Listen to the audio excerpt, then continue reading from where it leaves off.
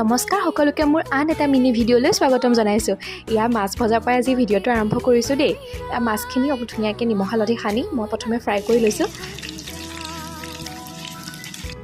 এইকেইদিন আমি ব্ৰতত আছিলোঁ যে মানে তেল চেলটো একো খাবই পৰা নাই ন, মাছ মাংসটো দূৰৰে কথা। গতিকে একদম আজি মানে কিবা ভাল লাগি গৈছে আৰু তেল অকণমান খাবলৈ পাই মনটো কিবা ভাল লাগি গৈছে, মানে কেতিয়া খাওঁ লাগি আছে। চ' মই এনেকৈ মাছখিনি ফ্ৰাই কৰি এটুকুৰ মাছ মই এনেকৈ পিঁয়াজ তাৰপিছতে কি কয় নেমু টেঙা এনেকৈ মিঠাতেল দি আকৌ মই এনেকৈ অকণমান মানে পঢ়ি থাকোঁতেও খাই আছোঁ মানে আজি। তাৰপিছত মাছখিনি ফ্ৰাই কৰি লৈ মই এতিয়া তৰকাৰীটো বনাবলৈ লাগিলোঁ। তেলতে অকণমান পাঁচফোৰণ ফুটাই লৈছোঁ, তাৰপিছত পিঁয়াজ দিছোঁ। চিম্পুলকৈ বনাইছোঁ আৰু চবেই তেনেকেই বনায়েই। আৰু আমাৰ বিশেষকৈ মা মছলা ইমান ব্যৱহাৰ কৰা নহয়, কাৰণ মা অকণমান অসুস্থ, মায়ে মা মছলা খাব নোৱাৰে। গতিকে অকল পাঁচফোৰণ আৰু হালধি দিছোঁ, বেলেগ একো নাই। জলকীয়া এটা ফালি দিছোঁ। এনেকৈয়ে জিকা আলু বিলাহী এনেকৈ দি তৰকাৰীকণ বনালোঁ। লগতে এয়া মাছৰ মূৰ আৰু ভেন্দি ভাজি, এনেকৈ আজি ভাত সাঁজ খালোঁ আমি।